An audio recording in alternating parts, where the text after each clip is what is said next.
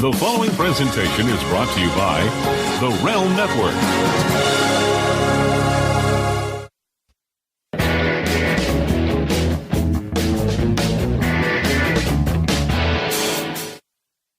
So much media, so little time. Who keeps track of it all? That would be me. This is Bob Andelman, and this is the Mr. Media Interview, brought to you today by Amazon.com. When you visit MrMedia.com and click on any of the links to purchase books, music, movies, gift certificates, or anything else through our Amazon link, you support this free video podcast. Whenever you need something else from Amazon, please consider returning to MrMedia.com to order it. It doesn't cost you any extra, and we sure appreciate the support.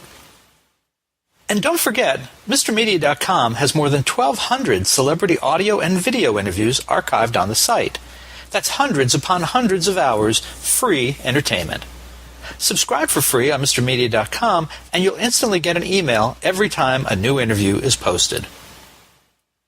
You can also watch and subscribe to the show on YouTube, Vimeo, Dailymotion, the Realm Network, and Frequency.com. And if you prefer to just listen, Mr. Media is also available for free on iTunes, Spreaker, iHeartRadio, Stitcher, SoundCloud, Blueberry, TuneIn, Blog Talk Radio, Podfeed.net, and Player FM. You can subscribe to any of those services and never miss another episode. Finally, you can interact with Mr. Media Interviews on all kinds of social media, including Facebook, Twitter, Google+, and more. Friend or follow us, we'll friend or follow you back. Thanks for listening. Thanks for watching. David Andelman and I have been connected via the internet for the last few years. I frequently receive emails from people who remember me from CBS News or the New York Times, who want to reconnect via Facebook or network through LinkedIn. Unfortunately, I never worked for CBS News or the New York Times. And on his end, I suspect David Andelman receives late-night emails intended for me from overdue bill collectors and people who wanted him to teach them how to become sports agents, based on a story I wrote for Gallery magazine in 1994. We have both, I believe, handled the mistaken identity issue with good humor, eventually referring to each other as cousin. Today, I even introduced David to my daughter as Uncle David.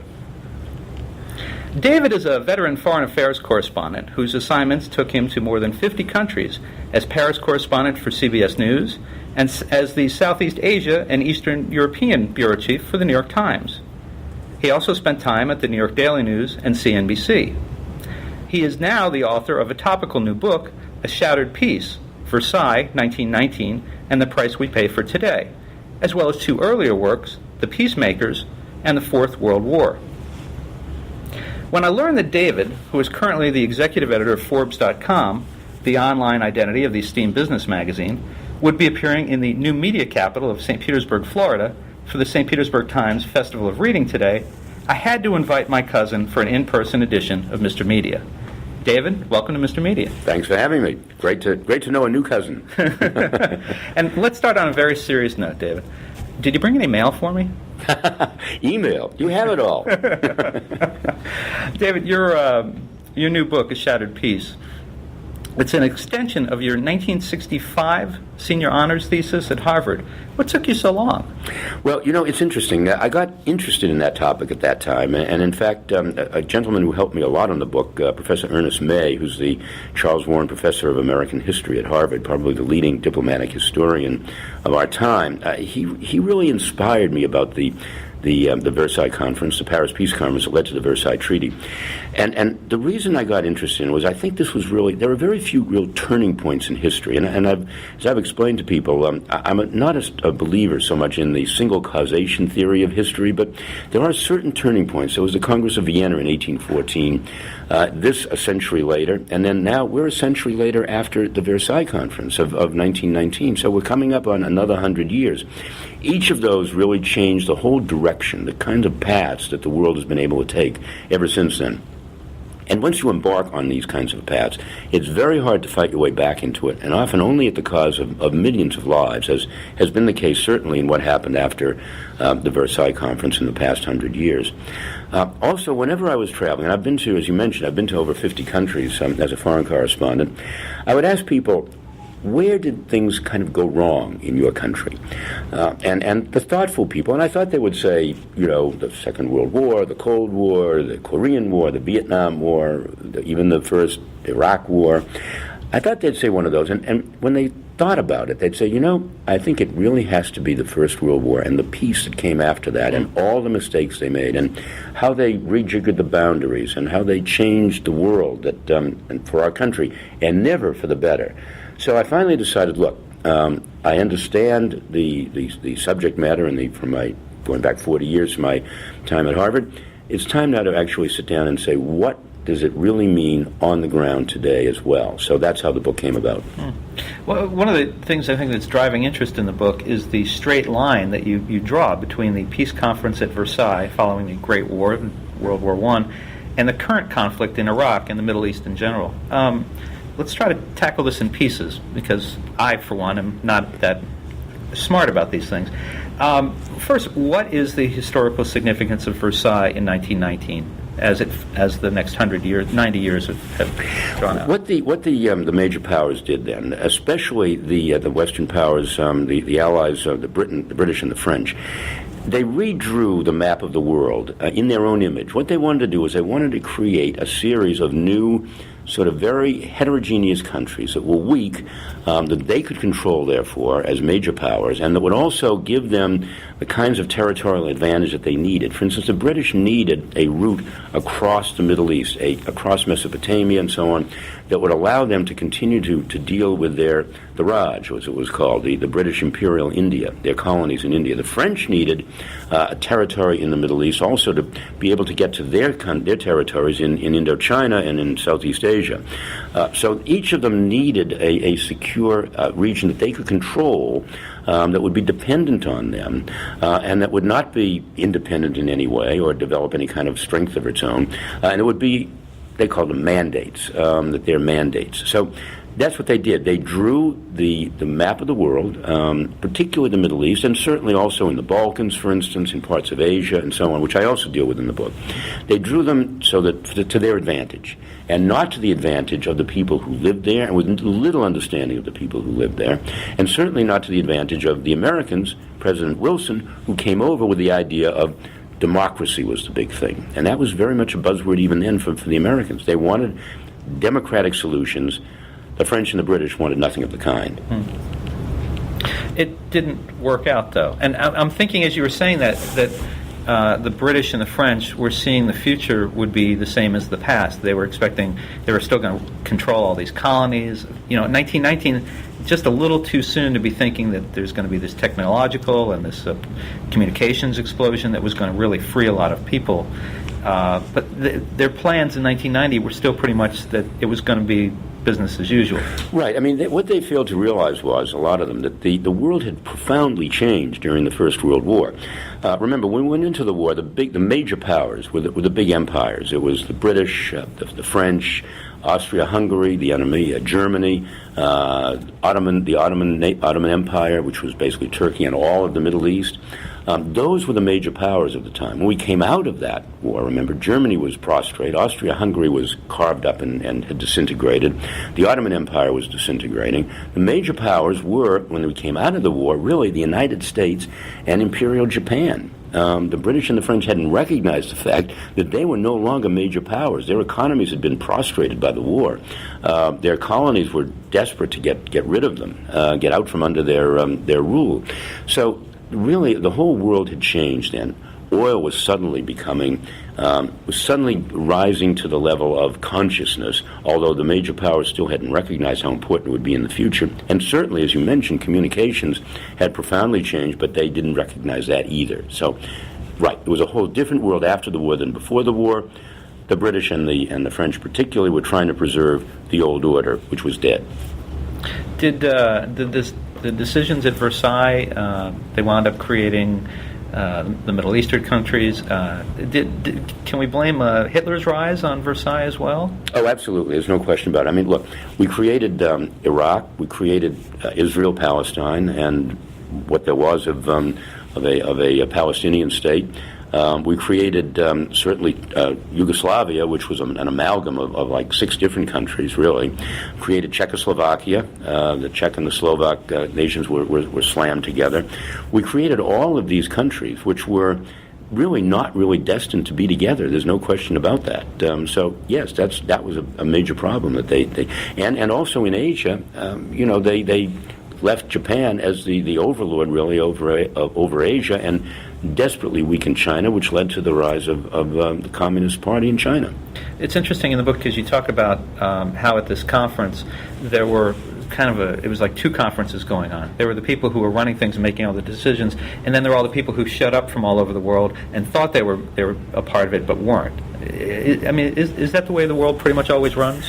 Well, it did back then, that's for sure. Look, this was supposed to be the peace to end all wars, right? And so every nation in the world was supposed to come there. This was the Paris, the conferees, the Allies certainly.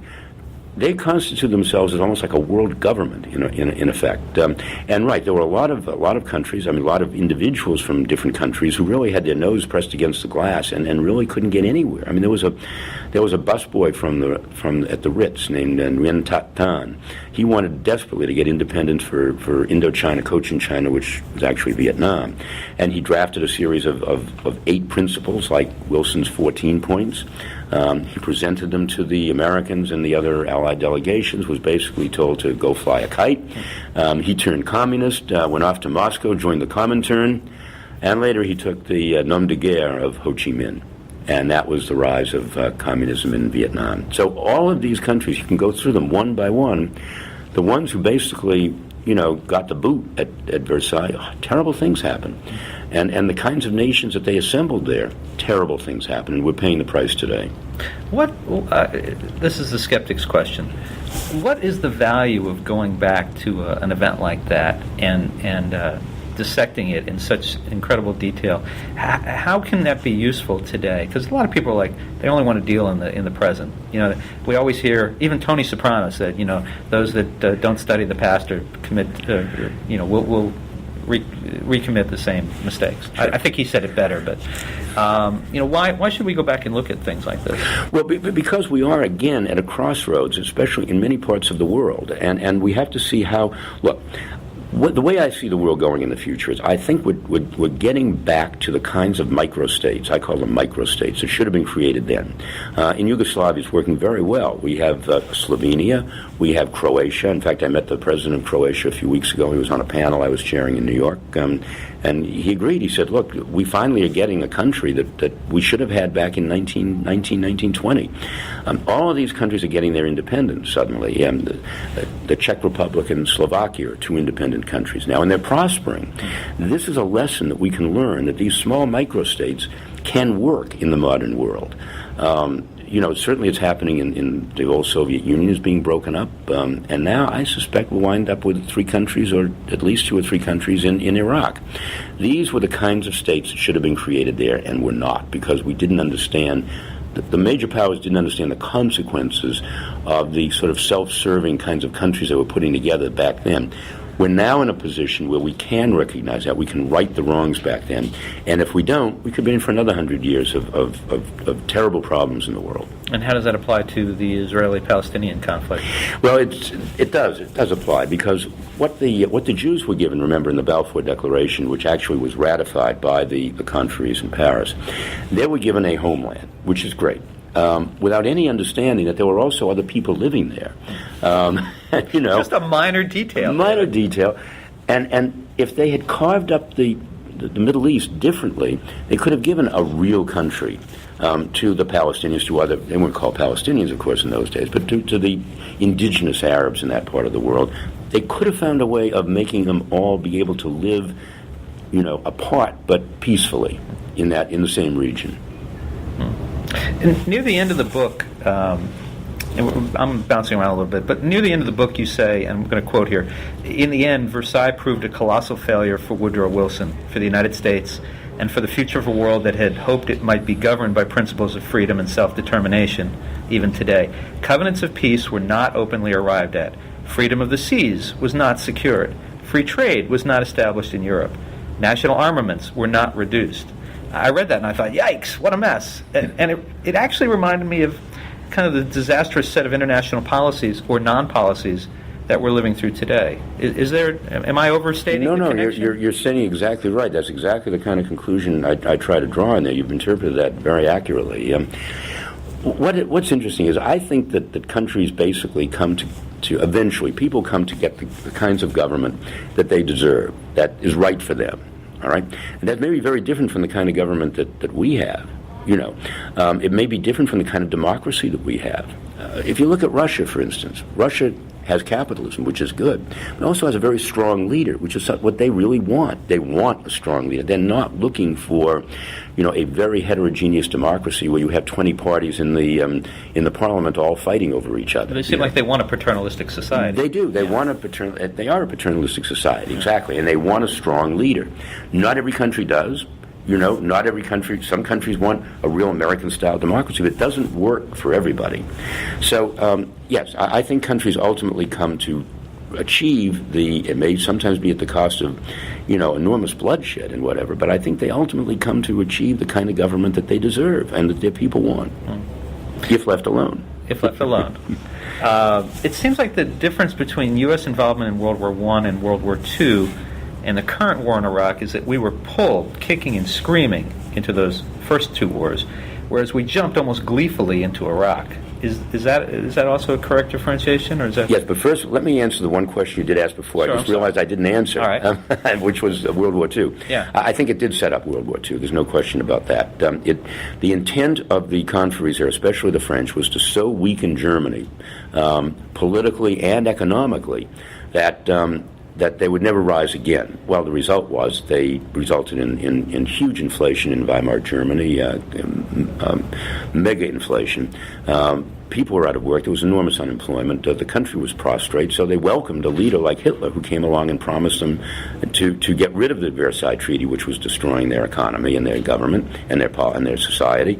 And he did that, and that's what really led to almost directly to World War II. There's no question about that. Now, I'm sorry, what was I was asking if we were kind of drawn into World War I and World War II. We didn't really want to be in either, but in Iraq, it seems like we jumped in. We were really happy to be there and go and blow some stuff up. Is that differentiation correct? Or I think in some respect, look, what I think the presidents, successive presidents saw in Saddam Hussein, they saw a Tito in Yugoslavia, presiding over Yugoslavia, that if we got Saddam out in some fashion, then we can. The Iraqi people would find a way on their own, maybe by partition, maybe by setting up a government of their own. The goal was to get rid of Saddam. He was the evil genius. Like Tito was the communist leader in Yugoslavia. He died. We didn't have to go in and get him. There was bloodshed. There was turmoil. And then freedom for a lot of these countries in Yugoslavia. They thought that the same thing could happen in Iraq. There was no question about that. And so I think people went into the war with the best intentions, perhaps, but with not understanding at all the consequences, because without understanding necessarily the people who were there and what was necessary for this to work itself through. So you're right. I mean, we were dragged into the other two wars. There's no question about that. But the question is, were we dragged into Iraq? Well, we certainly were in the first Iraq war. Remember, we came in to rescue Kuwait. I mean, that was a pretty good reason for going in. Also, to make sure that Kuwait's oil didn't fall into Saddam's hands, but that's another issue. The second war, I don't know. It's the origins of it is so murky at this point, and because things have gone so terribly wrong there, it's hard to say. Could a different result in Versailles have really changed the world's makeup today for the better? Oh, I think it could have. I think definitely. I mean, there's no question that I think it's very unlikely that Saddam would have come to power in Iraq if things had been done differently then. I think that Hitler. Well, no. I think if they hadn't tried to destroy Germany, Hitler might never have come to power. I think that's entirely possible. Look, there were people like John Maynard Keynes, a very young economist in those days. He had a solution that would have worked in terms of reparations, in terms of the kind of payments that Germany was going to have to make, and so on. He wrote a book called The Economic Consequences of the Peace after he walked out in disgust from the deliberations in Paris in 1919. And if his concepts, and if the concepts of others like him, who wanted to see a strong but free Germany in the middle of Europe as an anchor in the middle of Europe, if that had been paid attention to, we might never have had World War II. That's entirely possible. I have to say, this seems like one of those Star Trek time paradoxes. If this, then that. If that, then this. Sure. But the path not taken. Yeah. Here we have all of these paths before us after this war. We choose this one. It's very hard to fight your way back up to start over at square one and go down another path. And that's what happened. You've written these other two books, The Peacemakers and The Fourth World War. After those books, have you seen that they have had an impact on the debate, on the discussion, and what do you think will happen following a shattered peace? Well, after let's take the Fourth World War particularly. It was interesting because that was done in the early 1990s, and terrorism was only just vaguely coming into vogue. The subtitle of the book was Diplomacy, Espionage, and Espionage in the Age of Terrorism. And my co-author was a gentleman named the Count de Marange, who was the longtime head of French intelligence. And our theory was that terrorism was going to be the next major war. It was going to be a north-south conflict. And we suggested that the world had to take a number of actions, which they never did, of course, if this was going to be prevented. But the world that we painted as a consequence, it was so frighteningly similar to this world that, I'm kind of hoping that people will see this book as a roadmap as well and do something about it. They didn't particularly in the last book, partly because Marange was a Frenchman, and you know what Americans think of the French. So anyway. Oui, oui. Even more than the thesis of the book, one of the most compelling elements of A Shattered Peace is the colorful details and the anecdotes that you bring to bear on the storytelling. In one place, you quote an aide to then-President Woodrow Wilson, Colonel Edward House, describing the post-war situation of Hungary, and suggest replacing Hungary in the reading of it with Iraq and Bolshevism with Al-Qaeda. Is it really that similar? Again, we're drawing that parallel, but... Oh, sure. I mean, remember, the fears at the time were colossal having to do with Bolshevism. Lenin and his people were predicting, revolutions in the streets momentarily in London and Liverpool and across France and across Germany. The communist parties were suddenly rising. There were actually communist cells in various cities in Germany and even in France, and so people were desperately afraid in those days that Bolshevism it really was the new terrorism in so many ways. It was the root of terrorism, and Lenin was quite definitive that he was going to be there to destroy the capitalist system and have Soviets take over across the West. So there was a desperate fear. The result was it motivated them into in failing to deal with Russia the way they should have and trying to draw them into the international system. That's my fear now, is that we need in some fashion to draw Muslims into the international system more effectively so they feel they have a voice, just like Bolshevism might have had a voice in those days. Well, we've kind of taken this attitude. We always seem to demonize a group, whether it's the Muslims or the North Koreans, the communists. We have to have someone. There was a whole issue even on. I hate to bring television into this, but the show 24. They had that issue over the couple of years. It's like, well, who are we fighting against anymore? Well, now okay, it's a little more clear, but maybe we're just demonizing people. Maybe they're not really. Well, exactly. I mean, look, there certainly are people out there who are suicide bombers and blowing things up and blowing people up. And 9/11 was a reality. It was a fact of life. And these are suicide bombers. These were Muslims. But we can't demonize all Muslims, just like we couldn't demonize all Russians or even all Bolsheviks. Not all of them wanted to see revolution and blood running in the streets in the West. So we have to find the right people to talk to, and then bring them into the system and make sure we understand them. You mentioned Lenin, and I want to come back to Lenin because one of again, this is the storytelling of the book, but the great moment of intrigue in the book is found right up front when future American spy master Allen Dulles declines to take an urgent call from a Russian revolutionary because he was more interested in keeping a date with a buxom Swiss lass. The caller, Vladimir Ilyich Lenin. Oops. When and how did you dig up that detail? I love that. It's actually a detail that Dulles loved to tell on himself later on in his life, and it was actually written in one of his diaries. I found it there, but it's so emblematic of the kinds of changes in history, these little turning points that could make such enormous differences. You know, a date on a tennis court versus, you know, a half-hour conversation at a consulate. You know, it could have changed the course of history. And I tried to get along across the fact that is the case. That very often, if we don't pay enormous attention to detail, it's the details that can do us in. Suddenly, I had this flash. I'm thinking of former President Clinton. Maybe if there were a few moments that he had not spent, you know, in this little anteroom. And well, anyway, getting off topic. I'm sorry. My wife and I have discussed that as well. That's funny. But I love that there was just wonderful color. Yeah. So I have to ask, and just wrapping up on the Iraq comparisons.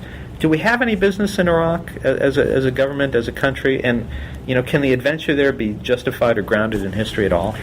We certainly we got rid of Saddam Hussein. Now, was it up to us to do it, or was it up to the Iraqis themselves to do it? The Iraqis weren't very successful in doing it, so we did it. I mean, what would be interesting is to say, the first George Bush, did he make a colossal mistake in not finishing things by halting short of Baghdad and saying, oh, the Iraqis will take care of it, or just going in and taking care of it then, and then pulling out immediately? We might never have had a second Iraq war if we hadn't had the first. So, you know, I'm not going to say that there were huge mistakes that were made at every turning point. There's no question about that. But again, these are mistakes that we're now at a position, I think, to rectify in terms of how we deal with this country going forward and what kind of a country we start to plan for as we withdraw and hope to leave behind. That's what's critical, I think. Up until 2001, I always thought we were the country that we would read books and see movies about how our CIA did these things quietly and behind the scenes, and then we would hear about them later. But in the last 6 or 7 years, it seems like the kind of jobs that the CIA did, we're just out front with them now. We don't like this dictator, we kill this dictator. We don't care for this country. Iran, you know, you're not doing things we like anymore. We're no longer the country that talks to you, that negotiates. We're just going to come along and bomb you. Next, you know, Syria, are you next? It really has changed. Well, it has. I mean, it doesn't seem like there's been an upswelling of saying, hey, we need to start attacking people. We just started doing it. You know, the French have done that. In fact, when I was talking with Marange, the co-author of my last book, he used to have this thing where there would sometimes be actions, especially in Africa, that he felt it was necessary to be done by the French. Maybe a small invasion, maybe assassinating a national leader or whatever. And he would go in to see the French president. He had an arrangement with every French president. He worked for about 4 of them. And he would say, we have to do this and that and this and that. And he said, it's a question of lèse majesté. I mean, no, raison d'état, reasons of state. We have to do this, raison d'état. And he would then pause. And if the French leader didn't say anything, he had to go ahead. Oh. But he had that one, you know, that 20-second moment when he could say, no, you can't do that. He said it never happened. He was always allowed to do whatever he felt was necessary, often bloody. Wow. As a writer, I'm always interested in where other writers find detail in events that happened in the days before electronic recording and to some degree reliable newspaper reporting that we would consider reliable. Can you share a little bit about your research methods and how you decided what was truth and what was fiction from 1919? Well, there was a lot of written about that at the time, and a lot of diaries that were kept. In those days, people didn't have blogs, they didn't have emails and whatever. They wrote diaries, and a lot of those diaries were never even published. Some were published in small editions in the 1920s, early 20s, and up to the early 30s, and those I managed to find. Those are pretty easy to find. But a lot of them went into archives, and their papers were deposited in libraries like, you know, Columbia or Yale or Princeton or some of the presidential libraries. So, and now with the Internet was an enormous tool in being able to find these resources and saying to a librarian in some distant archive without having to actually go there, listen, I think there's a diary by, for instance, William Westerman, who was the chief advisor to Wilson on the Middle East in the inquiry, and he was a Columbia professor. He kept a very detailed diary. He typed it every night on a little typewriter in his hotel room, and he never published it. It was deposited in the Columbia archives with his papers, and I found that, and it was extremely detailed. But you could cross-reference a lot of these different diaries, people who were at the same meeting, different perspectives, and so on. And if you did that, you came up with a pretty good portrait of what had actually gone on there. Interesting. Let me change gears a little bit, and we'll wrap up in a moment or two. You worked at CBS News, I believe, during the Dan Rather era. I did. Part of that. Oh, yeah. Do you have any good Dan Rather stories to share? This is Mr. Media, after all. Of course. I'll never forget the first time when I was going overseas for CBS. I'd been hired from the New York Times. I'd never been really done television or radio very much. I kind of learned it at CBS. And so I spent about 2 or 3 months in New York before I went overseas. And the week I was leaving, I went in to see Dan personally, because I would be on his show a lot. And he said, "Do you have any words of advice?" Sitting there in his inner sanctum with his fish tank behind him and whatever. And he said, let me think. I thought I was going to hear some grand thing about the nature of reporting or the kinds of stories CBS is always looking for. And he said, the one thing you should always keep in mind, he says, when you're doing your sign-off, he says, take a little beat, a pause between the end of what you say and your name. So if you say something and then it's beat, pause, David Andelman, CBS News, Paris. He said, they'll remember your name better that way. That's my favorite. That's my favorite Dan Rather story. That's so off where I thought it was going to go. Wow. All right. And then let's talk about Forbes before we run out of time here. I think this is your first online... yes, I worked briefly for a company called smallcapcenter.com. I was editor-in-chief during the height of the dot-com boom in 2000. I saw us balloon up to about 30 editorial people and back down to 2, me and another person. And that was a very rapid trajectory. But this is my first real online experience. How does it differ from your experience at print and broadcast outlets? Not that much, believe it or not. I think if you're a good journalist, a good communicator, you understand what makes a news story, and you can tell a good tale, tell it objectively and quickly and rapidly, and if you can write well and really understand what will be interesting to people, I think you can learn to do it in almost any medium. And I guess the most difficult probably transition is print to broadcast or broadcast to print. But the internet really combines all of those, which is great. And we have a video network, we have print and so on. So my experience in that has been perfect for along the entire spectrum. And I think that's what's really, if you're a good journalist, can tell a good story, know how to ask the right kinds of questions, and then structure it into something that's understandable and compelling, you can do it in any medium. And during your panel discussion earlier today, you discussed your, I think, lack of political affiliation. Why are you not registered with one party or another, and how do you square that with working at Forbes, which is pretty blatantly political in the same way that the Wall Street Journal is political? Well, there are parts of Forbes that are. I mean, certainly Steve's column is, and Forbes' title is the magazine's title is the capitalist tool. But one of the things I run is our opinion and op-ed section, and I like to pride ourselves in having really the entire spectrum of opinion on that site. And they've been very understanding in doing that. They understand that we are a global website. We're the largest business financial site in the world. We're in virtually every country. We have a huge readership in India and China and overseas, and we need to really present the news factually and a broad spectrum of opinion, or we'll never have that kind of a readership. We have 16.5 million readers in an average month. You can't do that if you become a niche player. We're many-fold larger than the Wall Street and WSJ.com, for instance, our competitors. I don't usually like to talk about them, but and they're fine. They do a good job, and they're very objective in their, for the most part, in their news coverage. They do have an opinion side also, which is not so much. It's more geared towards the right. But we really have prided ourselves on maintaining our objectivity across the whole spectrum. Okay. What changes and improvements lie ahead for Forbes.com? And will you hire more reporters? Will you break more stories ahead of your print cousin? What's the future there?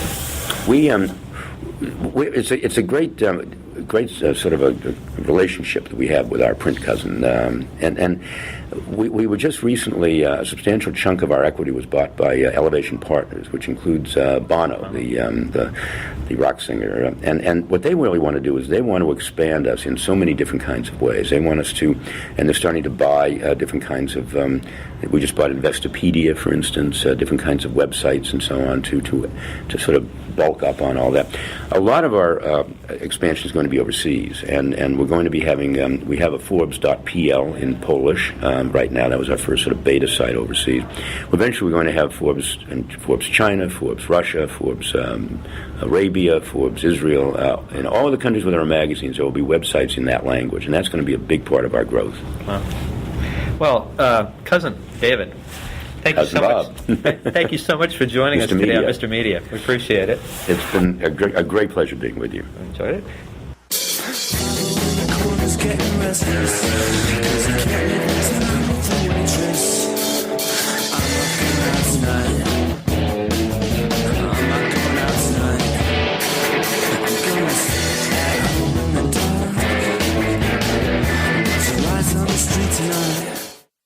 Hi, this is Buzz Burbank in the Buzz Burbank Newsroom, preparing for you another Buzz Burbank News and Comment. Do you like good stories? Boy, I sure do. I turn over a lot of stones each day to make sure I don't miss the best ones. Sure, some make me angry, and some make me sad, and some make me laugh, and isn't that what makes us human?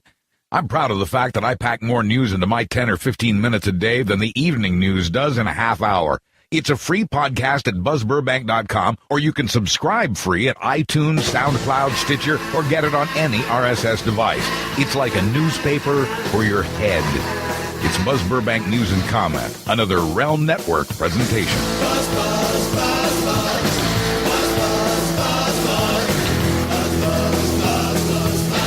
Weekday mornings right here on the Realm Network.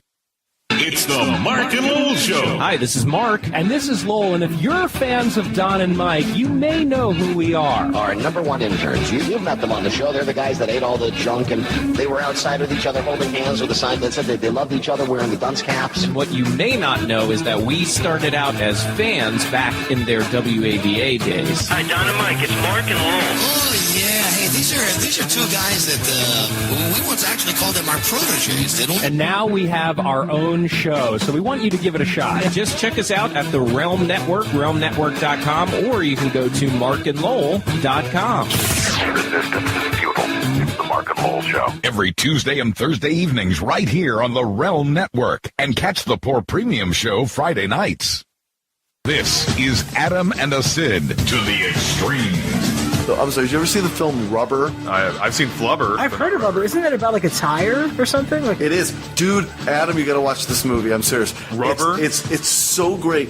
It's about a serial killer that is a tire. You know, kind of like Christine was a car.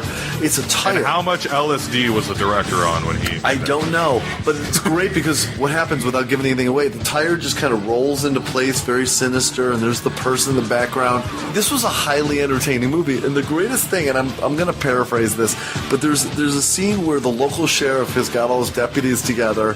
He's describing this tire, and one of the deputies goes, "Is he black?"